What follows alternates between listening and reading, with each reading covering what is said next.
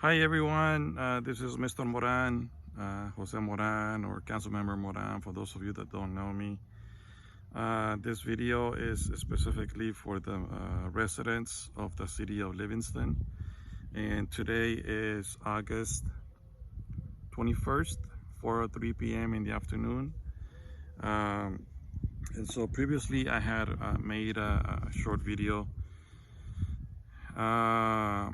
where I said that I was gonna create more videos, and this is the second one, or one of the ones that I said I was gonna create, where I was gonna tell my story. And today I want to focus specifically on something that happened June 2nd, 2020. So this was after the first city council meeting of the month, which was June 2nd last year, 2020. And so after the council meeting, I went home, and when I arrived home, a few houses down the street from where I live,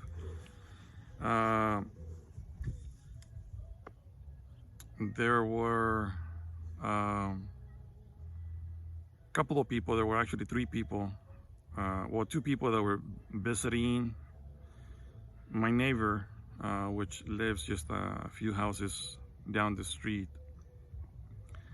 And those two people were there outside in the driveway, sitting in my neighbor's, or in the neighbor's tailgate. And one of them was Council Member Kang, and the other person there was Livingston Police Sergeant Wapinder Kang. And so when I arrived, I exited my car, and Wapinder Kang, he called me. He's like, "Hey buddy, come on over. I want to talk to you. We have something to offer you." So it was late. Some council meetings, sometimes they run late, or basically, actually, more than anything, I was hungry. I hadn't had dinner, and I wanted it to hurry up and have dinner.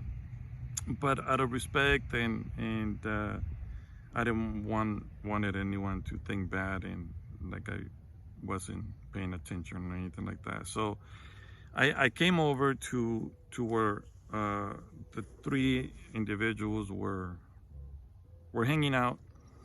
As I got closer,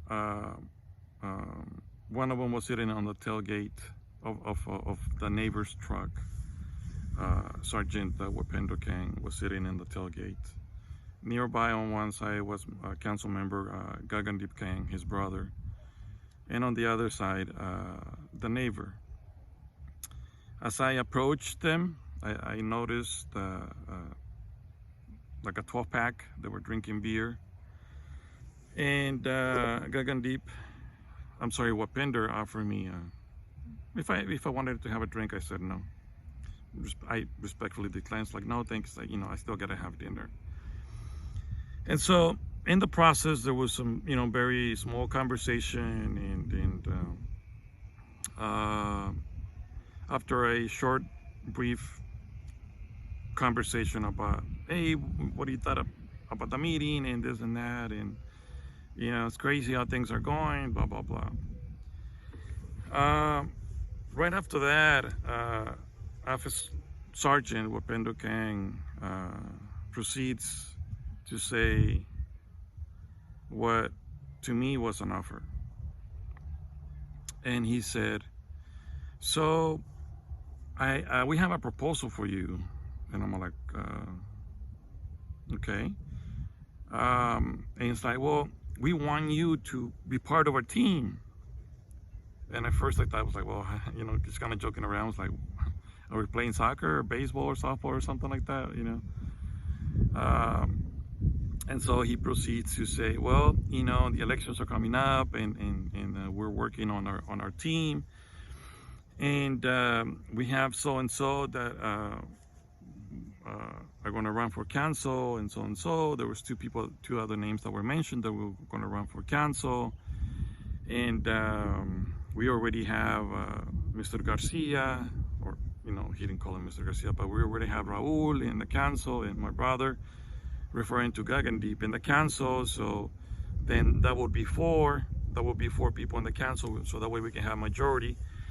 And we want to offer you to run for city clerk. And so I was kind of a little bit in shock, It's like, well, and I didn't know what to think. And at first, initially, I thought they were joking, and it was just they were being sarcastic. But they continued, especially Wapinder, he continued with the conversation. It's like, and I wasn't really responding to his proposal. And then I guess he saw me that I wasn't too interested in it. I said, oh, I'm really not into politics. I'm always more into education, even though I attend the council meetings, and it's just to kind of keep myself informed, and that's it. Never, my plan has ever been to run for anything, city, or I'm not interested. It's like, oh, come on, bro. It's like, we need you to be part of our team. We got many plans. We have a lot of changes to do in the city, and we want to do what's best for the community. We need to change a few people, and we're going to have majority, and we want you to be part of our team. And I said, no, bro, I'm okay. I'm not really interested. I never thought about running for politics, and and I'm just not interested.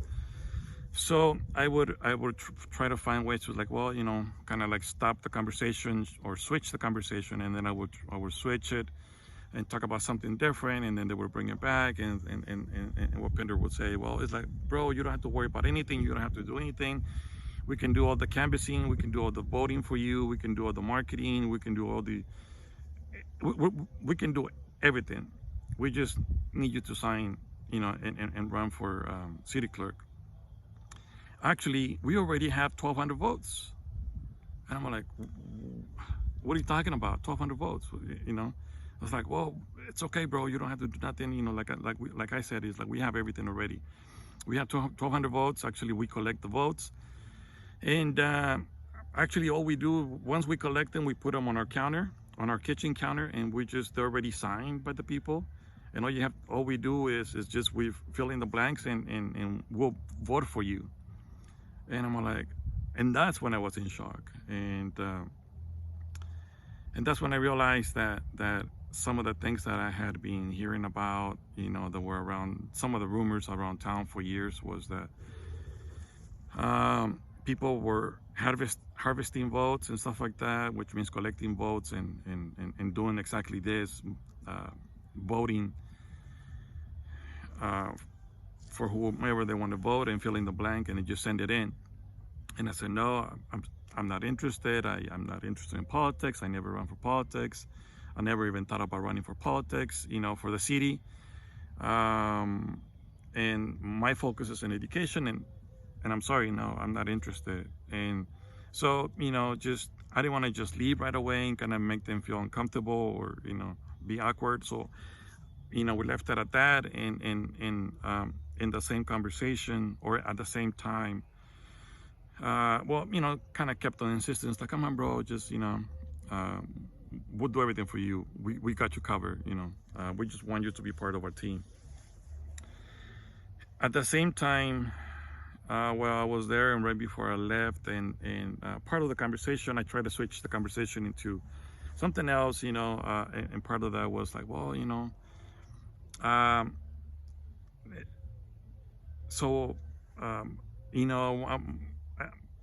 I'm gonna install cameras, and because of the shooting that just happened. Actually, so just for people that don't know, there was a shooting that happened in the city at one of our parks in the city, and there was like a kind of like a shootout, and there was some damage or bullets or stray bullets that hit a couple of vehicles and residents, and you know. And so later he proceeds to say, well, I'm the investigator in that case, and the other day I came up here, and we needed to do this, to be able to get the bullets for evidence up on the wall, up on the second story of the house where the bullets hit, and blah blah blah, and we only found this casings, and and the only thing he proceeded to share that during the search of the park where the shooting happened, in one of the actually it was in this park, Fred Warren Park, and he also said that it's like, well, the only thing that we found was one of the guns that was used on that far end corner over there. We found the gun.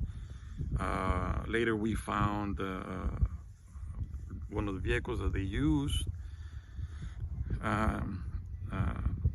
and later we found the guy at the hospital, and I'm this close to closing the case, and to go arrest 2 more people, and on one of them it's like we already got everything that we need, and I'm like, whoa, it's like, am I supposed to know this? It's like, I'm just like a regular citizen, and you're sharing information of an open case.